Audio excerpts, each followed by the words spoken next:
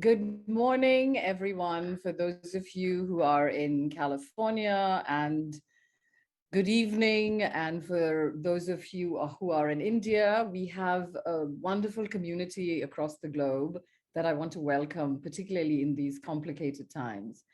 My name is Anjali Arundekar, and I am the co-director of the Center for South Asian Studies at the University of California, Santa Cruz, with my comrade and kin, Darda Newman, who is somewhere in the audience.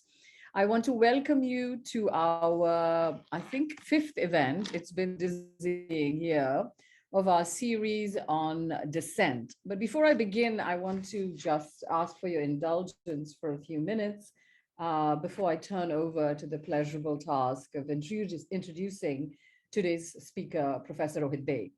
Firstly, I want to acknowledge the land that UCSC stands on and acknowledge that it is the unceded territory of the Awaswa speaking tribe of the UP tribe, the Anamatsun tribal band comprised of the descendants of indigenous people working hard to restore traditional stewardship practices. Now, I do this every time, and I feel like it's worth reminding people that as the queer indigenous scholar Joseph Pierce has done so frequently, that a land acknowledgement is not the same as a relationship to land. Land does not require that you confirm it exists or that it has been stolen, rather that you reciprocate the care it has given you. And in many ways, the question of land and territory is so salient for all of us that I think it might be good for us to heed Joseph's words across our different geopolitical forms.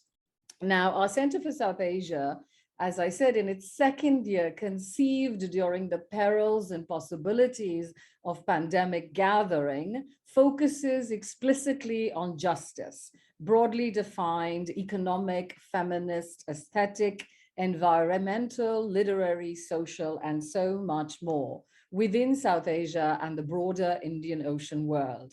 For the past 2 years, we have worked to curate conversations that both foreground and challenge continued histories of occupation, authoritarianism, marked by caste, religion, gender, region, and labor segmentation. At the heart of our struggles remains the enduring question of subaltern life worlds within which our collectivities survive, resist, refuse, and sometimes even surrender. These are extraordinarily difficult times for those of us who work and live in South Asia. Nelson, could you share the image for me now? Today, I want to dedicate our event to the people of Sri Lanka. I want to turn to this image that went viral this past week, an image that was shared by one of our center's most illustrious speakers from earlier on this year, Sharika Thiranagama. The writing in Tamil in this placard reads, quote, "A country's wealth belongs to its people." And the placard is held aloft by a Tamil Sri Lankan feminist activist, Sumati Sivamohan, at a protest held recently on 4th April on Independence Square, one of many protests currently happening in Sri Lanka over government corruption, economic collapse, shortages in fuel, gas, electricity, medicines, and inflation of food prices and basic necessities. Sri Lankans have taken to the streets in spontaneous protests, defying curfews, marching on towns and cities all over Sri Lanka. As Sharika and other Sri Lankan comrades have written to me over the past few weeks, Sri Lankans are calling for the Rajapaksa family-controlled government, especially the president and his network of nepotism, to leave politics. As many of us here know, the Rajapakshas personally presided over the end of the war and are accused of countless war crimes against Tamil minorities, as well as stoking anti-Muslim riots and feelings in Sri Lanka. Today, at the center, we stand in solidarity with our comrades and kin in Sri Lanka. Nelson, you can stop sharing now.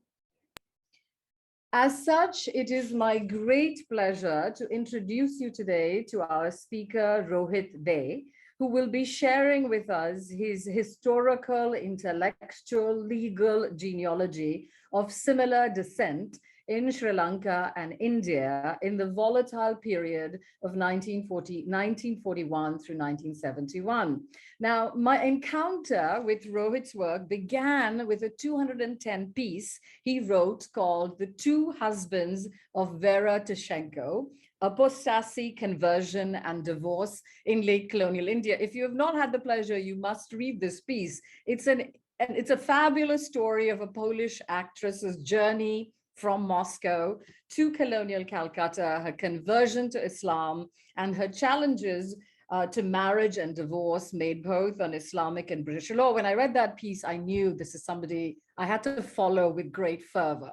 I know most of you are here because Rohit is known and celebrated, as he should be, as the author of the much needed critical 2018 book, A People's Constitution, Law and Everyday Life in the Indian Republic, which was published by Princeton University Press, which provides a complex genealogy of the Indian Constitution and its centrality as a form and practice within the everyday life and imagination of people during its transition from a colonial state to a democratic republic, providing a sort of constitutional history from below, as he says, mobilizing the interventions and co-optations of diverse groups such as butchers, sex workers, street vendors, journalists, social workers, and more. I've taught that book and it has resonated with students working in South Asia, but across the board. Now, Rohit is more professionally known as a lawyer and historian of modern South Asia at Yale University. And he is, by his own account, invested less in the constituted meanings of the law and more in how the knowledge of legal forms animates the quotidian tactics, thoughts, and actions of everyday life. In recent years, this intervention has enabled his research to move beyond the parameters of South Asia to engage with more geographies of migration and rights across Southeast Asia, Caribbean, and Africa. And of course, I look forward to hearing from him more. Now, before I turn it over to Rohit's capable hands, I just want to go over a few home rules. No puns intended for those of us who study colonial India.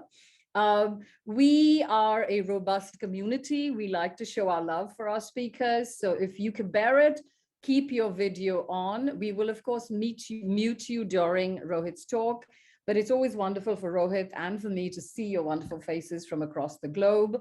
Secondly, if you have a question for Rohit, please message me in chat and I will call on you and you can ask the question yourself. And besides that, we're pretty much good to go, and we will begin anon. So Jai Bhim and towards Dissent. Take it away, Rohit. Thank you so much, Anjali, and everyone at UCSC. Thank you, Nelson, and thank you for taking our time on a Friday afternoon, evening, or morning to join me in this talk. For those of us who work on law in South Asia, we live in interesting times. Every morning when we look at the news, you have hopes going up and hopes getting dashed. There seems to be a sort of permanent sense of legal and constitutional crisis across borders. We have moments where the Pakistan Supreme Court gives a surprising judgment that's showing standing up for a certain kind of vision of the rule of law. We have moments when Indian judiciaries give judgments that are reversed within a few hours. Moreover, there's a sense of stasis in many of these places, what Arnab Khaitan, the legal scholar, has described as a kind of death of constitutionalism by 1,000. So I want to sort of find our way back to the moment by going to the past and thinking about what I'd like to describe as lawyering in lawless times. What do I mean by lawlessness? And here I don't mean the kind of colonial meaning of lawlessness, which saw spaces of South Asia as places without law, devoid of legal procedure and forms, devoid of sort of legal consciousness. In fact, lawlessness often sees a profusion of law, the enactment of new and specialized draconian legislation framed with a general purpose to combat everything from terrorism to price rise, the profusion of administrative rulemaking, the emergence of rule by ordinance, and the delegation of a lot of discretionary powers to low-ranking bureaucrats. This is what scholars working in other parts of the world, Mark Massoud from UCSC, Jyoti Raja, etc., have called rule by law rather than rule of law. The other sense of lawlessness is, despite this kind of profusion of law talk and law spaces, there's a genuine absence of legal support. There's little guaranteed legal aid. Very often people are undefended, and courts are rife with delays, both institutional and political, where matters do not get heard. So the existence of legal institutions, legal forms, don't necessarily guarantee the movement through a legal process. So the question I want to really focus on here is, for those who are trained to work within the legal system, what is to be done in a circumstance like this? And some of it comes from a general narrow view of what the purpose of progressive change through law is. So generally, there's sort of two aims. The first is focused on changing the law itself, building out constitutions, expanding rights, creating welfare legislations. And the second is to win sort of specific victories for causes and individuals through the courts. But what if the parliament is unwilling to legislate? And what if the courts are unwilling to hear? What then are lawyers supposed to do? And I find, as part of the current research, that most of what lawyers do is firefighting, consumed by the moment, consumed by the fact that their clients are in prison, their lives are threatened, their livelihoods are threatened. They have to respond immediately. And I think this is partly where I hope historical research will come in, by looking back at a time when similar aspects of lawlessness existed and lawyers found ways to sort of deal with it. I am here going back to, my talk will follow 5 stages. I'll begin with thinking really of the early decades of independence in India and Sri Lanka as trying to imagine what freedom would be after freedom. The larger project addresses all of South Asia, but because of the pandemic, I haven't managed to work in Pakistan and Bangladesh, and my Sri Lanka research still requires several more trips. After this, I'll look at the phenomenon of lawyers in South Asia, the second largest population of lawyers in the world, and the ways in which that shapes political options and possibilities. I then turn to sort of 2 categories of what I call impossible citizens in post-colonial states. The first is a citizen as a rebel, someone who is actively resisting state structures and state forms. And the second is a citizen as a minority, particularly in an ethno-national society, who doesn't conform to the ideal cultural image of what a citizen would be. And finally, I want to turn to what is the work of lawyering and what can we think of the work of lawyering through times like this. So what's the period that we're looking at? This is sort of early decades of Indian and Sri Lankan independence, which often, given developments that happened later on, we look back at them at a kind of nostalgia, sort of rose-tinted glasses. There's a promise of freedom. Both India and Sri Lanka emerge with universal franchise. Politics is, by and large, at the elite level, gentlemanly. Founding fathers are erudite and speak beautifully. In both cases, there's a long history of an anti-colonial movement, which is tied to sort of radical emancipatory promises, both political, but also economic and social. In India, we see a sort of emancipatory constitution being formed and articulated at this time. Sri Lanka goes through multiple constitutional stages, but has a rich culture of speaking about law and minority rights. And in this period, the Privy Council in London acts as a kind of mediating forum, protecting rights not just within the national territory, but across broadly the British Commonwealth. I would argue, and as we see some of this paper, that some of these are rose-tinted glasses when we look back at these places from even worse times. In 1950, the All India Civil Liberties Union had a meeting where the President Ejriwas noticed that civil liberties had fallen on bad days in spite or perhaps because of independence. Across India and Sri Lanka, even after independence, we see the continuing of preventive detention, censorship of the press, challenges to the opposition, and marginalization of minorities in various ways.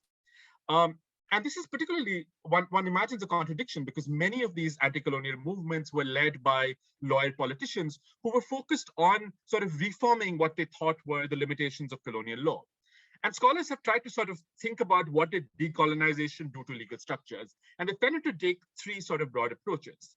The first has really looked at the production of an international world of human rights and looked at the role that countries like India and Sri Lanka in particular played in international forums in drafting these new rights, showing that they had a sort of role to play on these sides. The second is the kind of production of national constitutions. The Indian constitution, of course, is celebrated, but the Sri Lankan constitution of the 1970s has often been talked about for its sort of commitment to redistributive policies on economic questions, and the emergence of an autochthonous constitutional moment that doesn't come from Whitehall, but comes from the places within. As critics rightly point out, both these moves have been limited by the kind of primary aim of national movements, which is of sovereignty.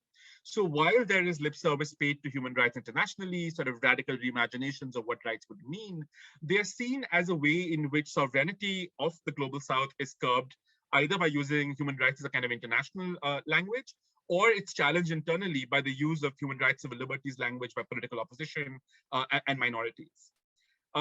Curiously, the third view, which comes from sort of both progressive but also culturalist nationalist scholars, is that the problem with all of this law language, human rights language, is that they're basically incommensurable with sort of the lives and ideas of the global South. There's a kind of argument that, really this entire game that we are playing through legal proceduralism, law, rights, English language constitutions is a trap. One really has to go back and discover indigenous forms and values. So I want to briefly mention that both India and Sri Lanka had sort of abortive attempts to engage with these indigenous forms and values.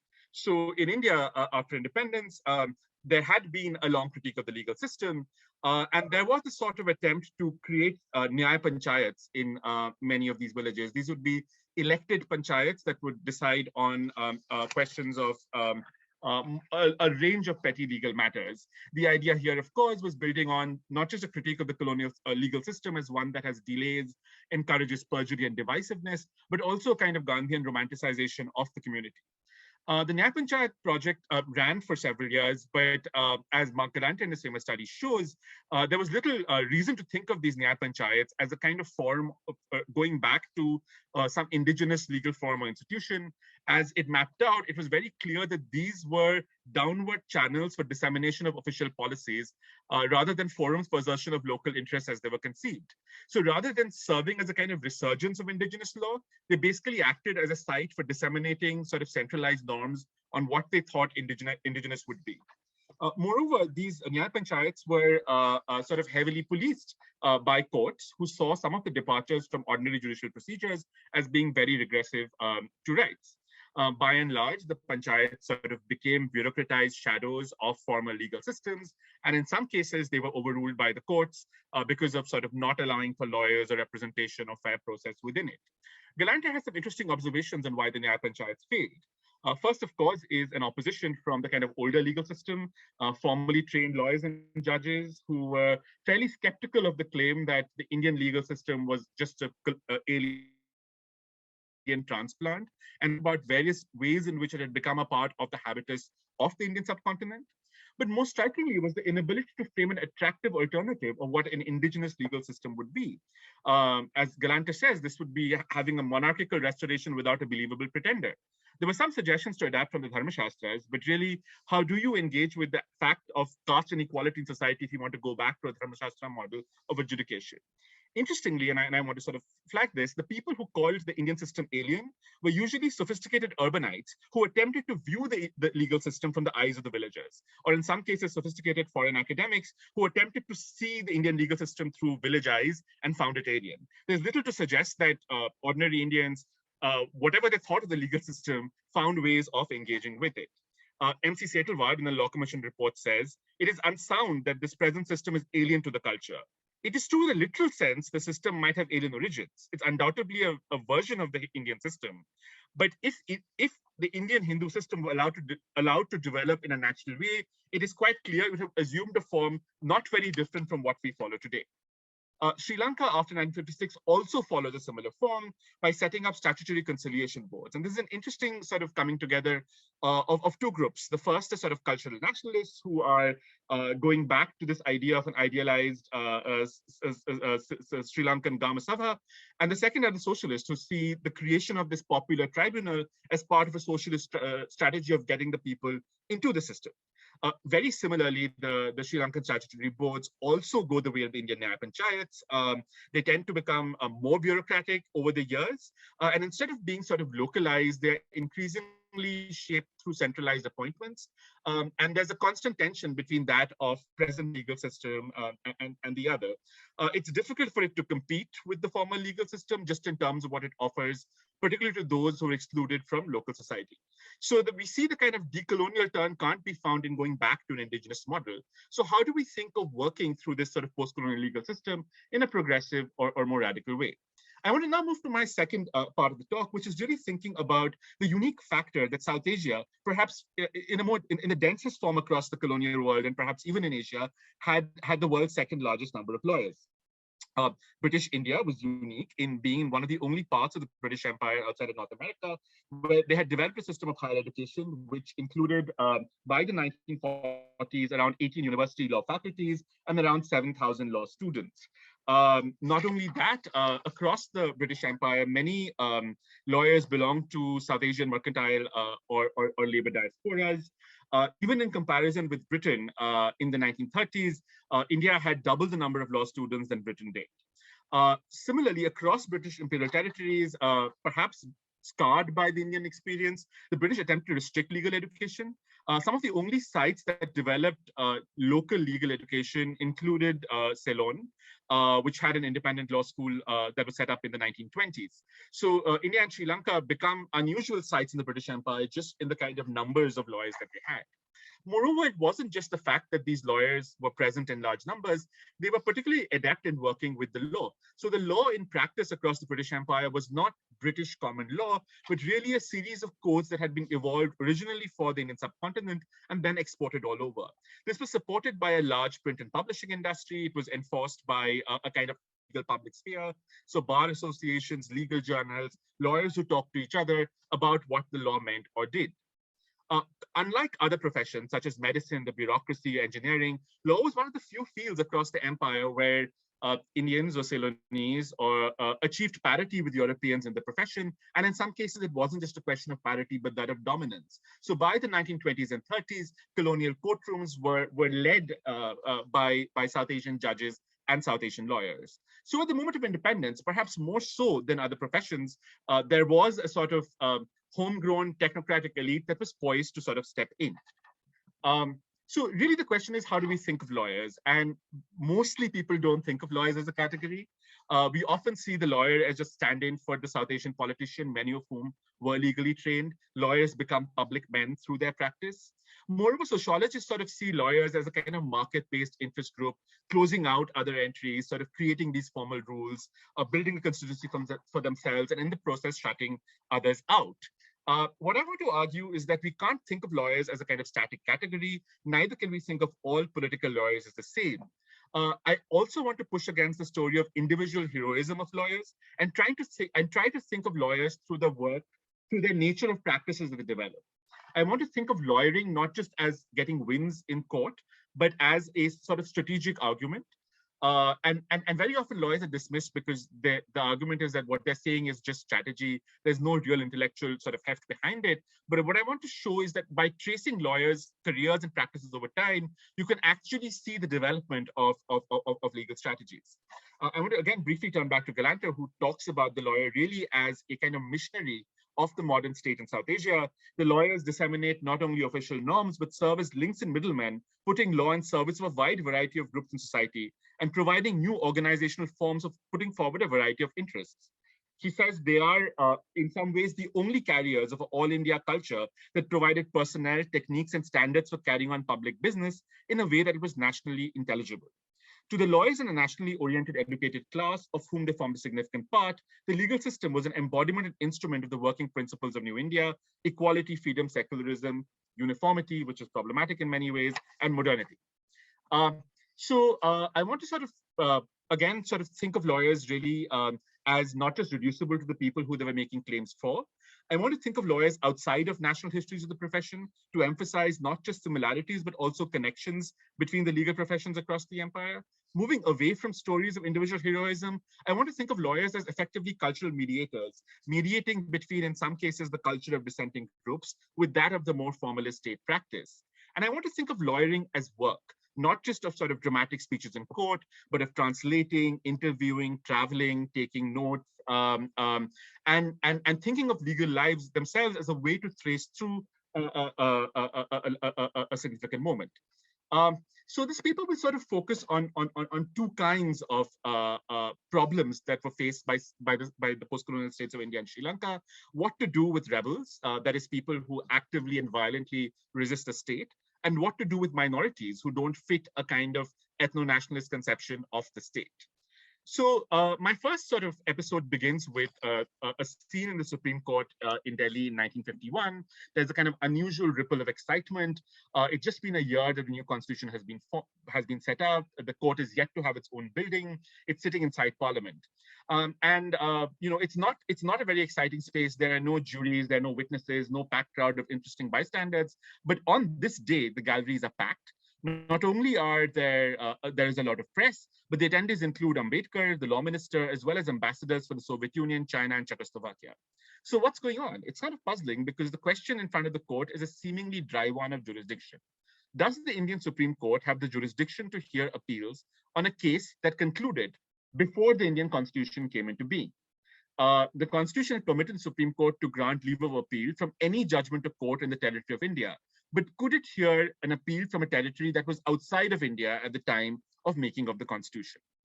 At stake were the lives of 12 men, 2 of them actually boys, who had been charged by the government of the princely state of Hyderabad as communists, wedded to the policy of overthrowing government by violence and setting up a communist Raj. They had been found guilty of murder, arson, and carrying unlicensed firearms by a tribunal in Nalgonda and were sentenced to death.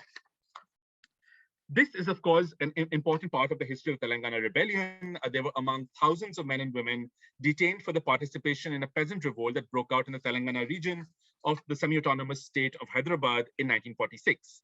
What had begun as a revolt against feudal landlords by local peasants had morphed into a wider uprising led by the Communist Party of India. The Nizam's rebellion repressed the peasants with force. Yet, even after the Indian state sort of was merged with Hyderabad, the Indian state continued sort of the policies that the Nizam had towards the peasants. The peasant revolt, the peasants who had been tried continued to be tried in courts in independent India. And many of the Nizam era's practices continued despite being on shaky legal foundations. So the Telangana cases sort of started emerging as a site for a popular international-led campaign. Figures like Irene Joliot-Curie, Eugenie Cotton, Paul Robeson, Pablo Neruda publicly campaigned for the release of the people detained in Telangana. The Indian government received a flood of telegrams over 2 years, which ranged from lengthy arguments criticizing legal process to tersely worded telegrams saying, "Pandit Nehru, are you going to kill our Hyderabad friends?" Signed a man. They got handwritten petitions in Hindi, Urdu, Telugu, Tamil, a profusion of thumbprints, and letters from Bulgaria, Hungary, Sweden, Sri Lanka, the World Federation of Trade Unions, Pakistan Machinists Unions, Toddy Tappers Associations, street sweepers, beedi workers, and groups and organizations from every corner of India. So despite this being a major international campaign, the case of Telangana 12 appears very rarely, only as a kind of minor footnote in histories of the rebellion in the region. The most extensive histories of the rebellion, of course, written by participants themselves or by leaders of the Communist Party, who briefly described the trial as this is yet another example of state repression and glorious international solidarity for a just cause. And they really focused on what the rebellion was doing rather than the trial itself. More recently, scholarship has recognized that the legal anomalies that the Telangana 12 case highlighted shows the fragmented juridical and jurisdictional landscape of the Indian Republic and the kind of limits of the constitutional order. Taylor Shimon, for example, says that Nehru's government's responses to this argument of legalism is an example of legal propriety and political expediency coming together, which sort of defined the Indian government. Most accounts of the case really focus on the rebellion on the ground or the kind of politics happened office in Delhi. So in this talk, I'm going to briefly move away from the rebels and government to the lawyers who brought the case before the Supreme Court. And I'm going to do this by really pushing us to an invitation given by Justice Muralidhar to imagine the contribution that leftist lawyers have made to the development of constitutional law in India. While leftists and civil liberty activists are closely entwined in popular discourse today, this was not the case at the time of independence. The literature on the history of civil rights in India, for example, shows that usually begins with the emergency and the formation of the People's Union of Civil Liberties and its more radical alternative, the PUDR. Prior to Indian independence, civil liberty organizations have been dominated by Congress party politicians, liberal lawyers like MC Setalvad, and social workers. The Indian Civil Liberties Union was formed by Nehru in 1936, partly in response to mass repression of Congress party workers after independence. Modeling itself on the ACLU, it sought to attract wide support, elected Tagore as its first president, but its career was short-lived, particularly as it began to criticize the elected Congress governments. Nehru urged that the ICLU should be dissolved after independence. Other leading figures around civil liberties in the colonial period, like the liberal lawyer Motilal Chamanlal Setalvad, after independence, found himself appointed a government officer and was actually representing the state in the case of Telangana 12, arguing against procedural protections and for, in some ways, a death sentence. The Communist Party, despite having a number of lawyers in its ranks, was deeply skeptical of the Indian Constitution and its promise of rights. Somnath Lahiri, the sole communist member of the assembly, had noted that the rights were framed from the point of view of a police constable. Lahiri himself was under police surveillance and would have his home searched while he was debating in the assembly hall, and would eventually lose his assembly seat. The Communist Party newspapers engaged in daily critique of the assembly, attacking it for serving bourgeois and property interests, disempowering the working classes, and centralizing power in Delhi. Even in the first parliament, P. Sundaraya, the Andhra Telangana leader, stated the goal of the struggle of the communist MPs was to sort of transform the constitution, to replace it with a new one. How then do we understand the role of communist lawyers and lawyers who represent communists in the forming of an Indian civil liberties tradition? So let's quickly turn to who was in court on that at that time. So leading the Telangana 12 was D.N. Pritt, the English lawyer, Queen's Counsel, in perhaps one of the only recorded appearances by a foreign lawyer in India after independence. He was assisted by Daniel Latifi. Latifi was a member of the CPIM and had sort of a long history in Indian politics. And assisting outside the court and in sort of many of the follow-up matters was A.S.R. Chari, the Bombay-based trade union lawyer. The Bombay team had to sort of work and coordinate with the team in Hyderabad, and some of the lawyers mentioned are mentioned here. This sort of allowed them to go and represent peasants who were being charged in these special tribunals across the state. And both these legal teams were being aided by the Telangana Defense Committee, which was a sort of civil society group. Its secretary was Sarama Latifi, a sort of women's rights activist based in Bombay, who was involved with the fundraising and the letter writing. And its sort of Hyderabad head was taken over by Jayasurya Naidu, the leader of an opposition political party, and a sort of public figure in Hyderabad. So let's briefly turn to who these characters were. So D.N. Pritt has a sort of long history of being a kind of left lawyer in the UK. But by the 1950s, his career in the UK was over. He had lost his sort of seat in parliament and was rendered a more and more marginal presence in British politics. However, between 1950 to about 1958, Pritt whizzed across the decolonizing world from British Guyana to Kenya, Tanzania, Pakistan, Sri Lanka, Singapore, Malaysia, Cyprus, Zimbabwe, basically representing both people who were nationalists who've been arrested by colonial governments, but also by opposition movements and opposition political parties in newly independent states.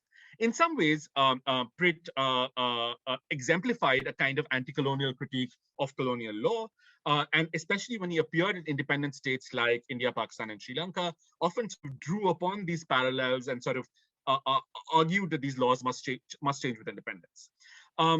It also shows that this kind of anti-colonial model was not a stable one. So while the Indian government engaged and supported Pritt to represent, say, Indians accused of terrorism in the Malayan emergency, or to work with Jomo Kenyatta in Kenya, they were appalled to find Pritt opposing them in Delhi and actively surveilled him while he was here.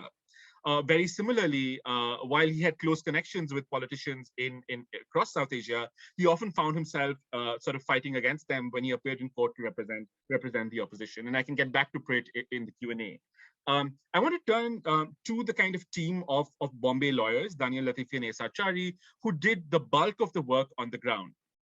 And here I'm struck by a passage that Daniel Latifi says in an interview in the early 90s, where he says that the first time I realized the importance of a barrister's robe was when I was wearing it and walking around Hyderabad during the kind of Telangana emergency. It was the only thing between you and getting arrested.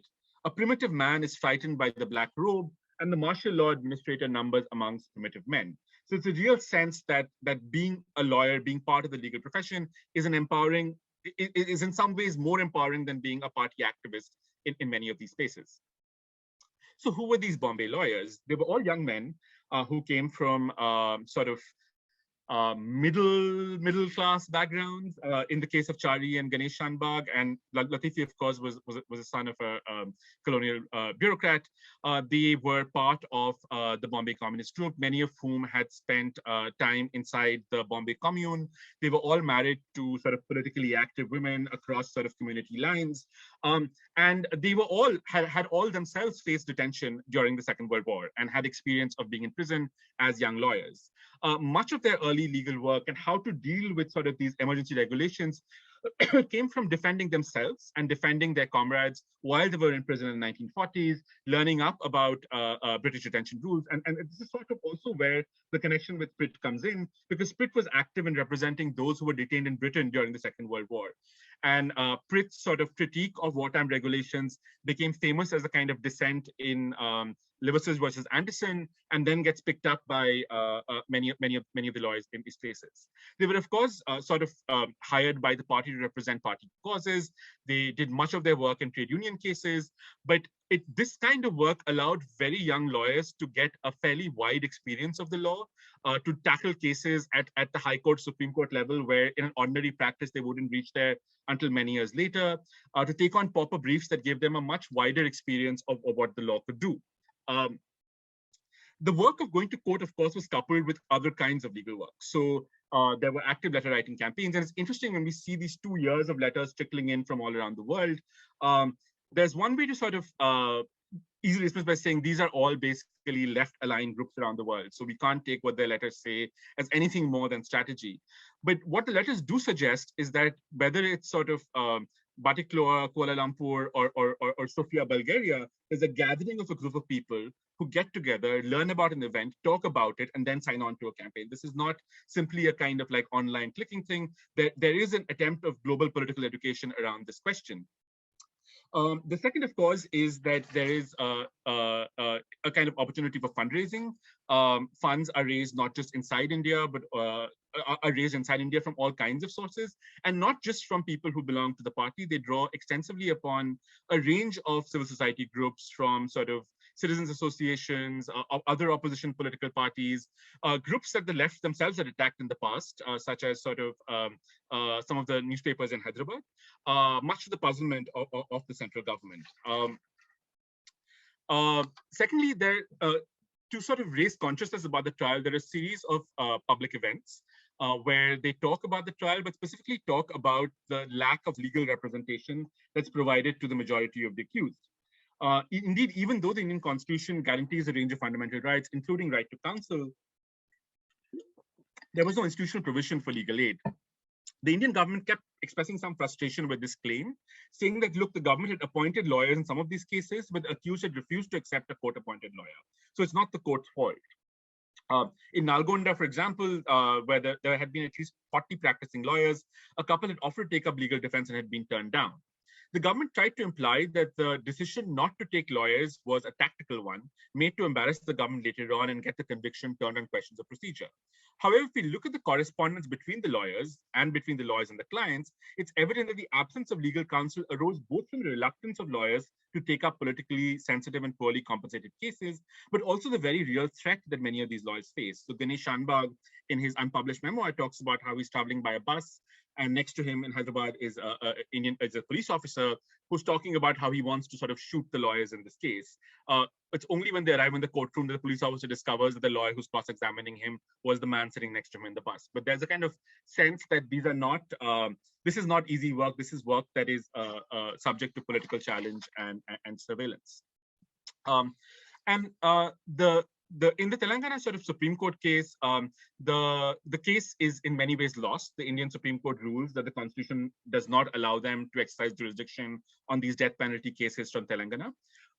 However, there's an active international campaign, much to Pandit Nehru's dismay, and eventually the Indian government finds that it is perhaps politically more expedient to sort of transform these death penalty cases into cases of life imprisonment. So these are to sort of take away the kind of international pressure and perhaps to rehabilitate some of these young men. But it's interesting to see what had embarrassed the government. And part of what embarrassed them was the ability of the Telangana team to use the government's own language against them. So if you just give me a moment.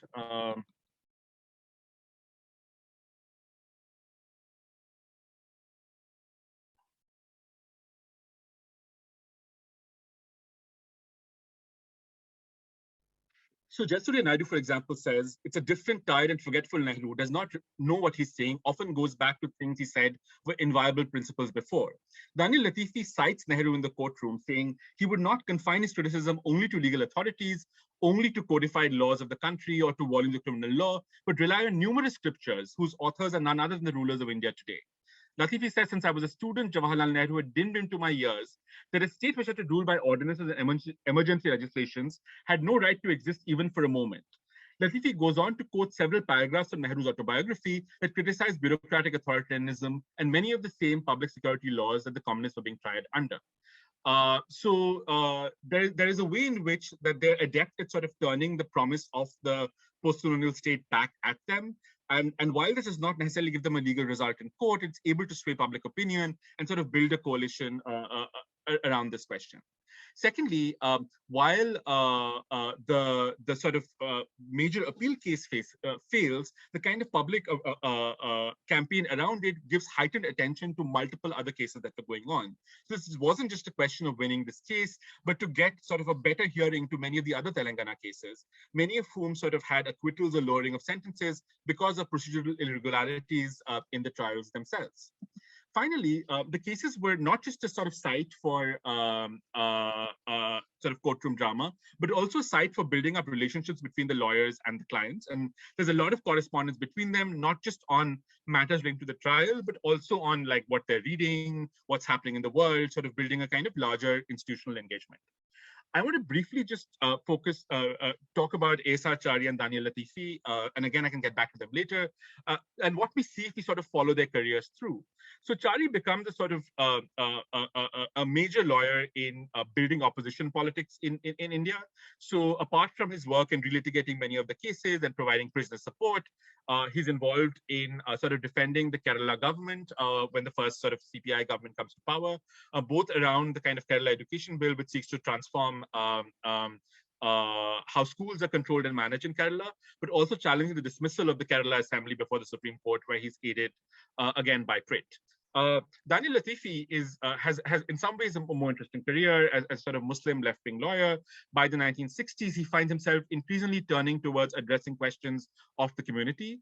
He campaigns and defends and makes the case for the funding and encouragement of Urdu. He's a lawyer for many Muslim minority institutions, some of which are likely to lose their minority status. But perhaps his most famous turn on the stage comes as Shabbanas' lawyer in the famous case of Muhammad Ahmad Khan versus Shabana Begum about whether a divorced Muslim woman has a right to claim maintenance under sort of secular uniform criminal law. We all know that the Shabano case is sort of reversed through a legislative diktat where the government says that she does not have a right to turn to sort of secular law, but tries to codify Muslim law and suggests that she has a right to get a just and fair maintenance during her iddat period. Latifi then spends the next decade trying to work within this new law to try and reinterpret Muslim law to sort of meet the goals of gender equality. And ultimately, his strategy pays off because the Supreme Court of India in the early 2000s rules that this just and fair compensation that Muslim women are entitled to in that period must be an amount sufficient to maintain her for her entire life. In the end result, Latifi leads to a situation where Muslim women are likely to get a larger share in maintenance than they would have gotten under the CRPC as was originally proposed. I'm going to sort of flag the India story here and try to spend the next sort of 15-20 minutes talking briefly about Sri Lanka. And I'm going to begin here with the kind of two flags of Sri Lanka, the first at 1948 and the second sort of in the 50s. And of course, the major difference in the flag are these two stripes that represent the inclusion of non-Sinhalese communities. Sorry, there's something on the screen. Okay, I'm going to do this through the life and career of Senator Somasundaram Nadesan. Nadesan was a Sri Lankan Tamil lawyer from fairly modest background, who initially wanted to be a school teacher, didn't pass his physical exam, and entered the legal profession. He became a leading Tamil politician, but not one who saw himself as adjacent to many of his more sort of radical counterparts. He served as a senator in Sri Lanka from 1947 right till the abolition of the Senate in the 1972 constitution. Nadesan's early career mirrors that of many of his contemporaries. In the 1940s, he's representing those who have been detained under colonial government, notably the Sri Lankan Tamil politician Abdul Aziz, who's charged with sedition and criminal trespass. He also becomes active in making a case for a legal constitutional solution to the kind of exclusion of Tamils from the national and constitutional life. Whether it is his sort of long debates around the citizenship bill, his sort of far-sighted writing on Ceylon's language problem, or his partnership in the kind of the federal party, which participates in satyagraha in the late 50s and early 60s. Nadesan himself is not someone who's participating in Tamil satyagraha, but he writes actively and condemns sort of police brutality and violence on them, and represents some of those who are arrested. I want to briefly talk about the case of Kodakanan Pillai versus Mudanaike, which is a sort of active precedent that's taught in constitutional law and administrative law. The case really turns on the kind of crisis of the citizenship law in Sri Lanka. So the original Ceylon constitution order requires that no law may be enacted which may differentiate between communities. However, the Ceylon Citizenship Act, enacted in 1948, limits citizenship to Ceylon to certain people if they can prove that they had family links to the area. Basically, if their grandparents were born in Ceylon, thus excluding a large part of the Indian Tamil population from the voters' roll. This is what looks like a test case. So the petitioner Kodakanan Pillai petitions to get included upon the electoral roll based on residency prior to 1950. He challenges that the Citizenship Act itself is exclusionary and violates the kind of original independence order, which does not allow them to discriminate within groups. And there's a sort of long series of litigation that draws in Nadesan as Pillai's lawyer in Sri Lanka, but also G.N. Pritt as one of Pillai's lawyers back in London. And while there are different results, there's a kind of in-between court that strikes the Citizenship Act as ultra vires. It's ultimately restored by the Privy Council, which says that if it is not explicitly discriminatory, you cannot show that it's kind of implicitly discriminatory by drawing upon other aspects of government policy. And the case often acts as a kind of footnote around the question of marginalization of Tamils in the Sri Lankan political space, or it's taught in administrative law about how do we read sort of questions of colorable legislation. But what I briefly want to draw my attention to is at the early stages of the case, what Nadesan and his client are trying to do is to seek on record 3 affidavits that tell the kind of story of Indian Tamils in Ceylon. The story of sort of their arrival, their exclusion, their sort of claims. The affidavits are not admitted in the court. They're not admitted at a very early stage, but they sort of remain on the kind of off stage of the judgments themselves. And I'm trying to sort of find these affidavits. But they perform a work that's also critical to the act of lawyering. They provide an official story. They create a counter story to what is being produced in the court. And it's clear that the story, even though it's not entering the judgment, has a sort of significant role to play animating conversations around it.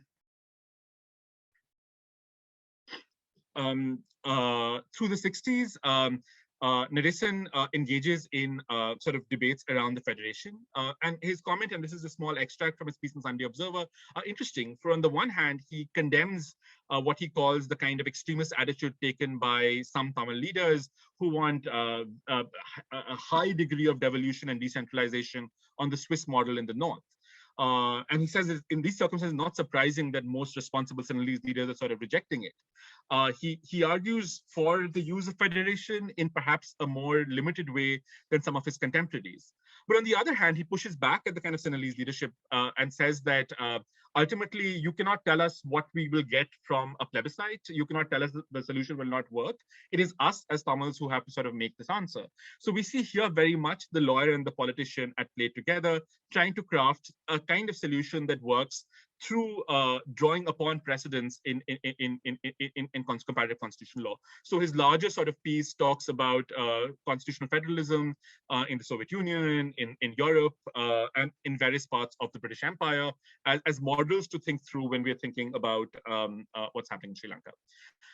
His sort of, but Naresan truly moves from being a sort of Sri Lankan Tamil lawyer into a sort of much broader lawyer for civil liberty and civil rights with the coming in of the emergency of Sri Lanka in 1971. And again, I'm packing a lot in, but Naresan, as a senator during the emergency, is one of the, and a lawyer, is able to sort of use his curfew pass to travel around the city and to sort of observe what's happening.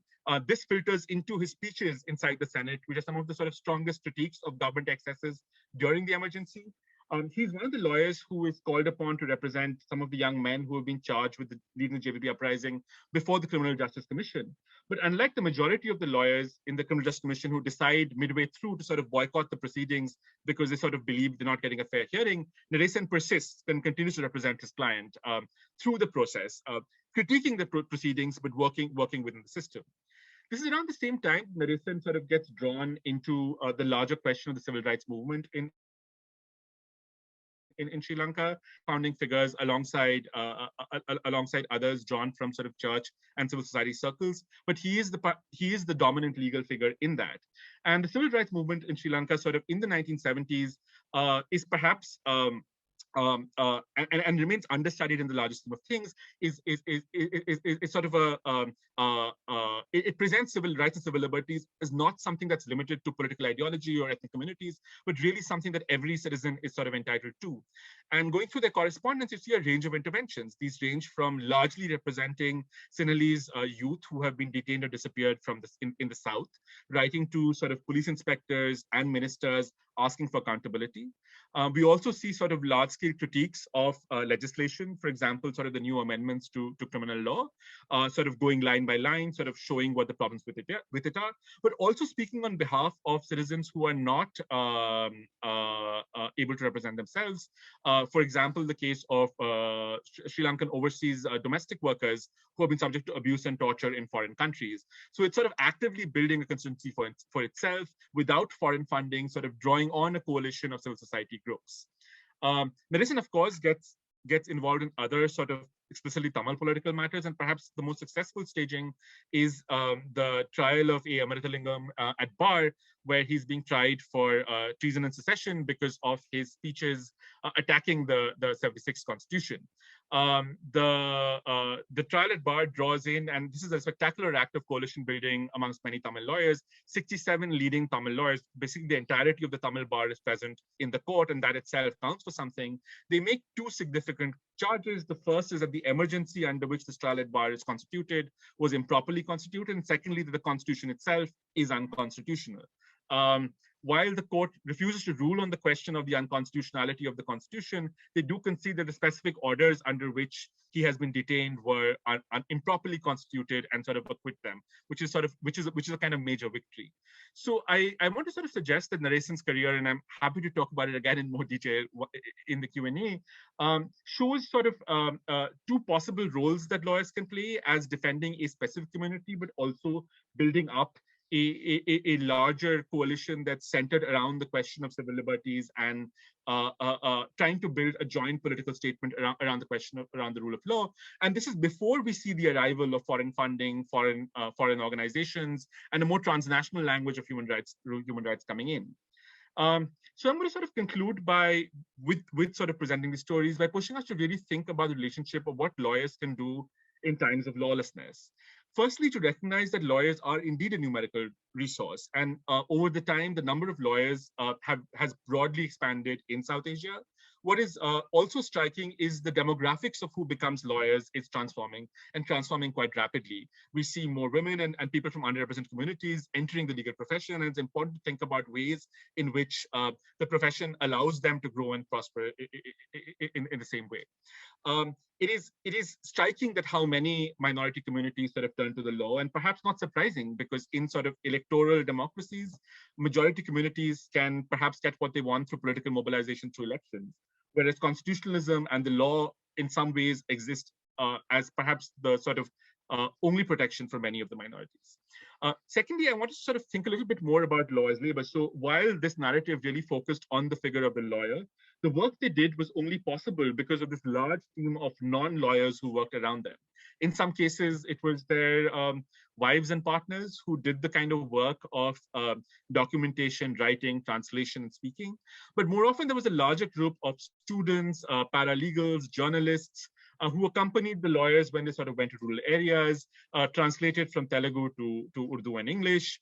The work of the law was not just the work in the courtroom, but encompassed a range of work that often doesn't get counted. The legal tactics that were followed right from the beginning, but traced over time, shows the emergence of different kinds of decolonial visions of what the law could be. This is not just a turn back to a certain kind of indigeneity, but really a kind of focus on fair procedure, sort of administrative law from below. And lastly, I think it's particularly important in a time like this when it is increasingly difficult for any sort of international funding to go into human rights projects around the world, that internationalism was very much a feature of this period. While governments were embarrassed, they were unable or did not restrict sort of international engagement around questions of rights and liberties. International engagements were effective, and the world was turning and listening to these spaces.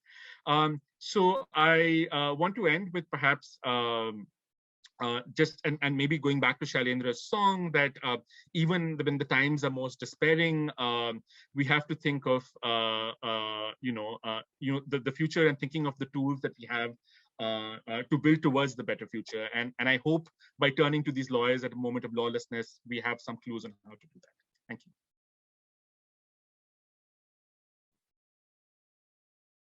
Thank you so much, Rohit. That was a very rich and detailed history, and I know folks will have questions and thoughts about it.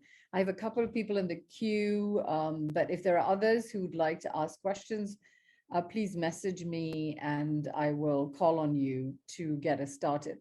Rohit, maybe I will take the privilege of the moderator to ask you a broader epistemological question about what I see you are doing. I think the kind of checkered history that you outline is remarkable in many ways, but I have two questions. One, I wrote down lawyer, subject, object. I wanted to get you to think about lawyering as a verb that is disaggregated from the sign of the lawyer qua lawyer. And of course, your hoist by your own petar, because I'm thinking about your work on the Constitution, which asks us to unmoor that attachment too. So I wanted to hear a little bit more about that, because I felt as if that was something that you were hedging towards. The second thing is, now before I ask this question, let me make it clear, this is not a foundational question, meaning I'm not asking you where the women are. I'm more critically asking you to think about how gender functions as a form in the constitution of the idea of the lawyer. So it was very curious to me that you were very good about saying the partners, the wives, women showed up later, minorities showed up later. That's a foundational statement. The epistemological question is, how is the idea of the lawyer anchored to a certain kind of dissident or nationalist masculinity? So I have more questions, but I wanted to start with that because I was so taken by many of the questions you raised. So whatever you fancy. Thank you. These are both great questions, and thank you so much. Because I'm still at a stage where I'm trying to think through the project, and this is sort of pushing me to go back to my material and pull out more things. So the first question really is, my first book, and indeed much of the work that's coming out on sort of histories of rights and justice has really been about trying to return to communities, trying to think of law and justice as possibilities outside of formal institutions, trying to restore agencies in various ways. And when I would sort of present the first book, there was one audience that's usually of Indian lawyers who would always ask me, where are the lawyers in the story? And I have moved from sort of thinking of them as sort of people playing a mediated role on the top, but also really thinking about what their presence does to a region. And in producing certain kinds of languages of politics that are acceptable or non-acceptable. While I'm doing this, I've also realized that I'm from a small minority of people who actually likes lawyers. Most people don't, whether they're on the right or the left, for very good reasons.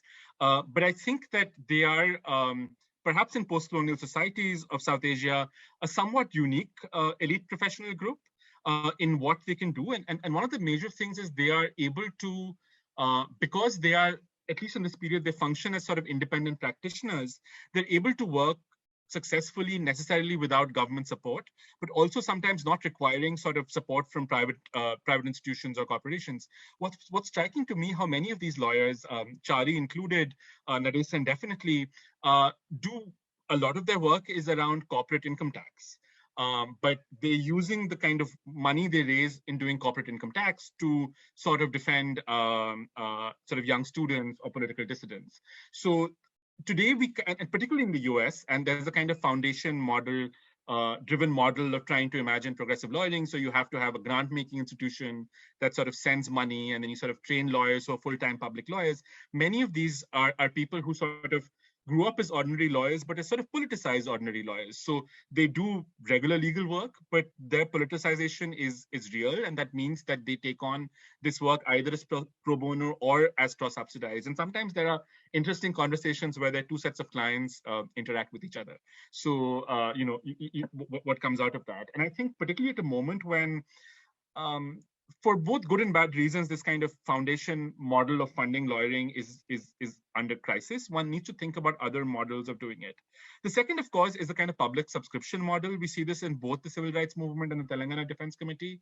In one case, I was able to see some accounts, and the other, I just have sort of thank you letters, but no accounts. I don't know the extent of what they raised.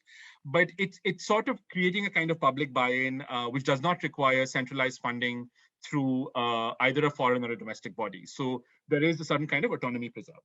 And the second, I think the question you ask about gender is a really important one. The project itself sort of sees a kind of efflorescence of women lawyers, many of whom are still around from the 1970s onwards, and figures who again have to begin with work around trade unions and labor, move to explicitly addressing questions of gender. Durba Mitra is also doing some wonderful work on this, and we've been in conversation. I mean, to the extent of sort of coincidences, many of these characters have professional and personal linkages to sort of the first generation of women lawyers. So Esa Chari is a mentor to Shamla Pappu, who is one of the first sort of Indian women to be designated senior in the Supreme Court. Nadesan's juniors included Surya Vikram Singhe, the human rights lawyer who later on becomes the head of Amnesty, Nimalka Fernando, who was most recently on the Commission for Disappeared People. The Nadesan Center, which is set up for human rights, has figures like Radha Kumar Swamy working with it. Manori De Silva, who featured briefly there, who later on became I'm going to say the name wrong, so I'm going to stop. Played a very important role in the 70s and 80s, sort of is someone who's moving in these circles and being politicized. In the Indian story, the women lawyers emerge not necessarily from institutional left parties, though the one exception is Sheila Didi in Chandigarh, who is a trade unionist lawyer, but then begins to be one of the first figures taking on dowry death cases. And I think this gets back to a larger question of what one sees the work of lawyering. So there is, of course, this kind of, as you said, a kind of masculine dissident lawyer that comes out, and you can see them in many of their figures. They're sort of posing boldly in these settings, and what they consider questions that need representation. But when the first generation of women lawyers come in, it's striking that, while they all begin the trade union work, they immediately switch to family law and domestic violence cases as a major site for intervention. And I think by the 80s and 90s, there is a very visible model for being a South Asian woman progressive lawyer. Despite all the restrictions that the Indian legal system has in terms of. Thank you, Rohit, for that very thoughtful response to my question. I have many people in the queue, so I will turn to them. And as I said, if you could ask your question yourself, that'd be wonderful. And if you feel comfortable showing your face, that would be great. That way Rohit can see you as well. So let me turn to Chinnaya. Chinnaya, I think you're here somewhere. If you want to ask your question, you're muted, Chinnaya. Yes, thank you, Rohit, and it's fascinating. Thank you for bringing about Telangana story. It's always nice to read about Telangana. I also wanted to point out something. It seems Pablo Neruda, when he visited India, he wanted to go to Telangana. Nehru did not allow him to go there. And it's a very interesting the way in which Telangana movement used the law particularly, and lawyers is a very important way to make the people's movement, and even all the way up to emergency. I think one of the important hangings of Kishtagoud and Bommagaud, and defended by again young lawyers of Telangana, but it didn't happen. But to extend what Anjali asked, I wanted to ask you about the caste, especially law is the most guarded profession in India. Recently, I was reading Suraj Yangde's Caste Matters book, in which he mentions that it seems all the Supreme Court and High Court judges across India were drawn from 173 families, even now. And it's very interesting to see this. It's at one level, you have this very interesting number of lawyers and the way they're defending, but also it is also very highly guarded profession in terms of caste politics. How do you see this, particularly in the context of India, where even the judges were drawn from same caste backgrounds, and because the nature in which the collegium recruits in both in Supreme Court and also High Court, the nominations. And I'm wondering, if you can reflect on the question of caste and how basically it works in terms of. Thank you so much. That's a very important question, and it goes back into how the legal profession works. So the legal profession basically works through networks of real or fictive kinship. So when you enter as a lawyer, you are an underpaid person working as a junior to another. So how you get access to that senior lawyer depends on all kinds of networks. And it's very often a mechanism of familial reproduction. So many people who are lawyers have parents who are lawyers. That said, in the field of political lawyering, there is a little more diversity about entry. Several of these became lawyers after they sort of joined politics as a way to do their politics. And the work that they got wasn't through family and kin networks, but through party or social movement. Therefore, they become a very different kind of lawyer than the lawyer who becomes a judge. There are very few exceptions of lawyers from these trajectories. Krishna Iyer is one, Justice. There are one or two in the Bombay High Court and Madras High Court, but it's not a kind of standard narrative. I haven't seen anything very substantial on a kind of history of Bahujan lawyers in India that sort of takes caste seriously. I did some early work on Ambedkar's legal career, and what was striking there was that he just couldn't have the kind of career that Gandhi, Nehru, and others did because he wasn't getting work from commercial elites. But just by that, he was in a way forced to take on mostly criminal and public law cases, and in some ways becomes India's first full-time civil liberties lawyers. I think there's a really interesting project based on looking at graduates of Siddharth Law College, or looking at sort of, I think particularly in Maharashtra, but also perhaps in Madras, looking at what the kind of first generation of Bahujan lawyers did. I don't have the languages, and I haven't found material on it. I also think that the overall definition of a lawyer is that of this neutral professional, but is of course marked by certain ways of being that are gendered, caste, and class. And the ability to sort of succeed requires an ability to sort of transform yourself into that figure. So you have to wear the robe in a certain way and speak in a certain way. I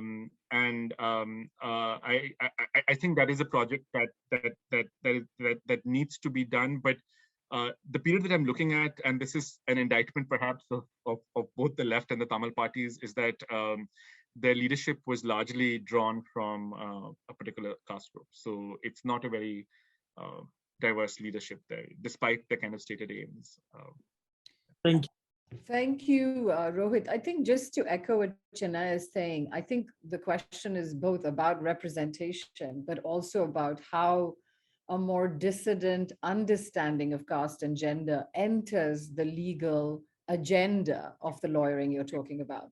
So your responses were about listing the numbers, but I think part of what we're also asking is, the Ambedkar project is less about caste qua caste, but about caste being constitutive, right? So I think it's that distinction often gets confused, because when you ask the question, the response is always, no, I'm sorry, I don't do caste. That's so awesome. No, I know that's not what you're doing, but I think I want to make it clear to our audiences that we are trying to sort of wrestle with the weight of the question in multiple platforms. So thank you. I have a few people briefly follow up. The one way to perhaps think about this is the birth of civil liberties in India is often focused on Andhra Pradesh in the 1970s and the kind of role that K.G. Kannabira, Navaravara Rao and the others played. And in those matters, PUCL, PUDR, that's a point where they take up the question of caste violence. So there are early PILs, but also fact-finding reports around questions of caste violence. Kannabiran has a really powerful essay, and Kannabiran, interestingly, in terms of familial caste networks, is also A.S.R. Chari's first cousin, has a really powerful essay talking about how the crime of conspiracy is used against sort of, in many cases against anti-caste activists and other dissidents, but the caste atrocity does not become a crime of conspiracy involving other upper caste figures. So I think, again, there's work, and I mean, I'm sure you know this better than I do, coming out of Andhra, Telangana, which sort of centers this more squarely. Yes, to add to what Rohit is saying, I think, in 1970s, Rohit, in fact, the Dalit activist, along with Kannabiran and others, in fact, used to have this book called What to Do When Police Arrest You. And it was written in Telugu, and which used to be, especially in social for hostels and schools, used to be distributed. Thank you, Rohit. That was very helpful, I think, especially for me, because I was curious about that nuance. Again, I have lots of people, and I'm going to call you in the order you wrote to me. So if I don't call on you right away, it's just because there's a queue before you. So let me go with Pooja Parmar, who's next. Thanks. Thanks, Anjali. And thank you, Rohit. It's so great to hear about your new project. So I have lots of questions. So I hope I'll get a chance to ask them later. I'm just going to limit myself to one or two just short ones. I'm curious about are you looking at the motivations of these lawyers and whether there are any themes emerging in terms of what they were or their ideas of lawyering? So as you know, John McLennan and I have been working on a couple of lawyers here in BC. And so one of the interesting things for us has been just discovering what is the work that they're doing or the kinds of clients they're representing say about what ideas of lawyering these people themselves might have had. And the other question I had was about sort of the profession's response, the larger profession's response to these lawyers and the kind of work they were doing, whether that's part of something you're looking at, particularly in terms of the impact that doing this kind of work has on their careers or maybe even personal lives. So you can answer any of it, but anyway, like I said, I have lots of questions, but I will save for later. So maybe I'll answer the second bit first. So how does the larger bar see them? And this is perhaps, to me, that's been most interesting. Most lawyers are conservative. They don't defend unpopular people. They want to be paid for their cases. And they're like, let this business, right? So they're not the ones actually representing most of the accused. It's striking that how few lawyers represent how many people in many of these cases. That said, there's something about professional skill and status.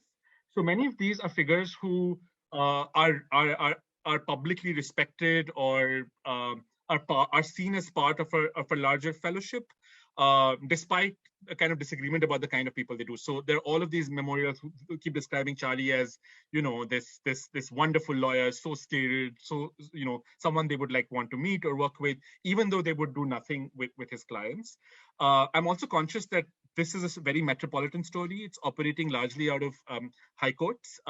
So to the extent that there is someone doing civil liberties representation work in the district level, they are absent in these narratives and records, and it's quite possible that the response there would be different. But I want to underline that this professional identity is significant. It is as significant as their kind of political or ethnic identity, and in some ways allows them to participate in this space, despite sort of gender or ethnic background or the kind of clients that they represent. The second is motivations. I mean, there are kind of different mix in biographies, and nature of sources are different. In some cases, I could talk to people. Some people I only see from the legal record. Some people write memoirs, but the memoirs written many years later. But in all of this, there is a sense that the work that they did was important. And in many cases, this is often in contradiction to what their party or their political movement is saying. So the Communist Party in some cases are like, don't go in to get these guys off, go in there to like stage a speech to critique the kind of larger system.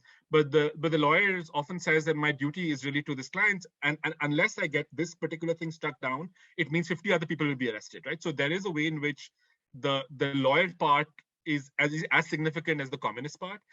Similarly, in a Nadesan story, sort of many of his responses to the kind of question of Tamil politics, I would, and I need to look at this more closely, is perhaps shaped by the kind of legal work he does and the way he imagines the law, which puts him at a kind of different odds from sort of the more lawyer politician figure like Chevanayakam or Ponnambalam.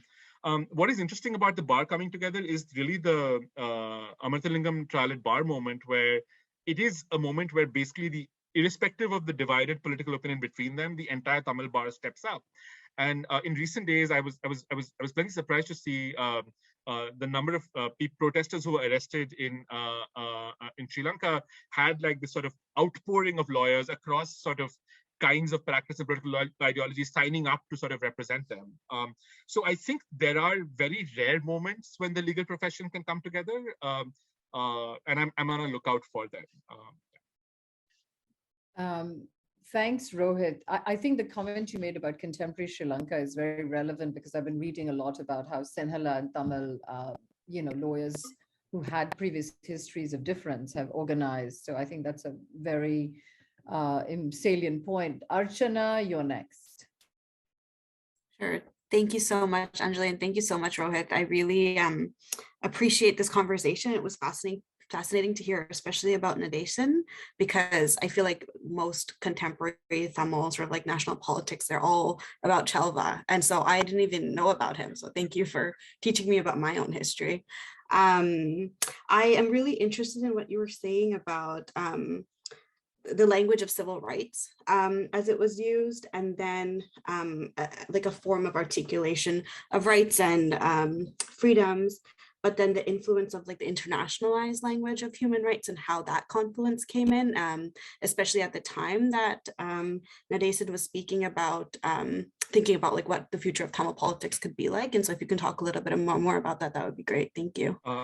Thank you so much. And my own sort of discovery of Nadesan happened again quite by accident, because I've recently started working in Sri Lanka. I looked at various accounts, and he doesn't, and all the publications on him are around the time of his death, or sort of publications put out by his organization.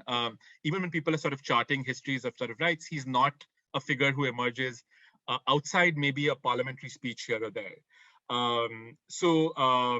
I asked his successor in the CRM, Surya Vikram Singhe, why they used civil rights instead of human rights, and why was there a switch to it later on? And what she suggested, to some extent, these were for them interchangeable language, and I think that's an important intervention to think through what is coming out as a kind of history of human rights in recent years, which sort of argues that human rights is a kind of specific project during the Cold War, coming out of transnational networks and funding, and has little to do with sort of these earlier movements. But this history comes through if you look at kind of the producers of human rights documents and texts, often in the West. But if we look at who's using them, for them, there isn't a significant difference in the language they're using. What they find is more effective. So in the CRM papers, I think suddenly around 78, 79, I think when Sri Lanka signs either ICCPR or one of these, write letters to the foreign minister congratulating them for signing this document. But prior to that, they're not using human rights language, they're just using civil liberties language. But thank you for drawing attention to it. It's actually something I'm trying to map. In the Indian case, they're using just criminal procedure language most of the time. Though in the courtroom, they're saying criminal procedure, they go out and give lectures on human rights. So it's a kind of strange way where they're using both discourses, but using them in separate sites and not necessarily as contradictory things. Thank you. Thank you, Rohit. We have, if you are up to it, are you up to a couple more questions? Yeah, you have such a fervent fan following that I am fielding questions left, right, and center. So let me turn to Ananya. Where are you, Ananya? If you could ask your question, that would be fantastic. Thanks so much, Anjali. Hi. And we'll take 2 more after Ananya and we'll call it a day because we've exhausted Rohit. So fine. He may ask for lawyering if we do not let him go. So, okay. I hope I won't. It's such a pleasure to hear how this project has developed since the early iteration that I got to hear. And it's really exciting. I'm actually reading Caroline Elkins's A Legacy of Violence right now. And so I was really struck by this, this question of lawlessness and legalized lawlessness, really, and the way that this professional guild plays this crucial role. But then I'm curious about the way in which the fact that this is a middle-class profession, that this has class dynamics associated with it, what is the role of class here as well? And I'm thinking about this particularly in terms of, the kind of ways in which the legal profession, after all, is implicitly shoring up a kind of liberal vision and a liberal political situation, and especially if they're representing communists. I mean, there's a real disconnect there between, say, the organic intellectual strata of the people they're representing, and then the class itself and the ways in which it must narrate or frame the events that are happening. And so I was wondering if you can get to that chasm in some ways, which I imagine, at least knowing from sort of elements of my own family, is vast. So I'd be curious to know. No, thank you. So this is very briefly. So when I talk about lawyers in South Asian settings and in American settings, I get very different responses. The American Academy loves studying lawyers. There are multiple institutions trying the legal profession. And, ever since A.R. Desai wrote his book in the 1960s, it basically said lawyers are bourgeois elites who are deeply removed from society. Nobody in Indian history really wants to work with lawyers or think about lawyers, right? It's a category to be like dismissed. Let's just get down to the people and to like the voices, or outline like the structures through which the state and the liberal order are repressive. Both are really important. Both are really critical work. We need to sort of, get down to communities, and we need to sort of critique the kind of domination of the state. But I think I'm just dealing with the reality that at the end of the day, the lawyer is a key important figure. It is a middle-class figure. It only functions because of a certain kind of liberal political economy that allows him to do or her to do corporate crime cases to subsidize defending communists. But it is a significant figure in that place. There's been some theorizing of this figure in the colonial period. I don't think we've thought about what this figure does for opposition politics in the post-colonial period. And that's what I'm trying to unpack. Nobody needs to like this group, but they're an important role. And I just want to briefly, I was in Colombo for a conference, I think back in 2011, and there was a very eloquent keynote talk, which talked about, in many ways, how the Sri Lankan constitution has failed Tamils, and the speaker sort of talked about sort of finding hope and resolution in kind of a sculpture made by Sri Lankan exiled artists, which sort of provided a kind of space for imagining a connection with the land. And there was a lawyer in the audience who was incredibly annoyed and said, if a mother comes to me and tells me that her son has disappeared, I will not tell her to go look at a sculpture. I will file a habeas corpus petition, even though I know the constitution is limited and biased, right? So I think what I want to do is just get to that and not let the overall hopelessness of many of these situations sort of stop us from thinking about, it is a biased system, but then what do? You need to get somebody like visitors in prison, you need to get someone books to read, you need to ensure people are not arbitrarily killed, and then you have to think about using these spaces as spaces to navigate. Thank you, Rohit. Though I think looking at a sculpture and trying to get someone out can be commensurate non-competitive forms. So let's leave it at that. So Shubro, you have a question, and then we'll have the last question is from one of our graduate students, Shatakshi, who will end. So Shubro, if you keep your question brief, we have taken a lot of Rohit's time already. That would be wonderful. Shubra, you're next. Maybe I'm mispronouncing your name. I see you. Shubra Jyoti Paul is the name I have here. We can't hear you. You're muted. Yes, ma'am. Now you can hear me? Yes. I can, yeah. Thank you. So it was a very wonderful talk. So my question is that from 2013, I have been reading history as a subject, and I have done my graduation and master's also in history. But the thing is that I never thought lawyers played such an important role in our Indian and Sri Lankan context. So my question is, if we see freedom fighters as some sort of lawyers, so can we say that that these lawyers came in the freedom movement because there were some shortcomings or some demerits in the British legal system? So can you just repeat the last bit? If you look at the lawyers in the freedom movement, then I couldn't catch the last bit of your sentence. Shubra, will you repeat your last sentence? Thank you.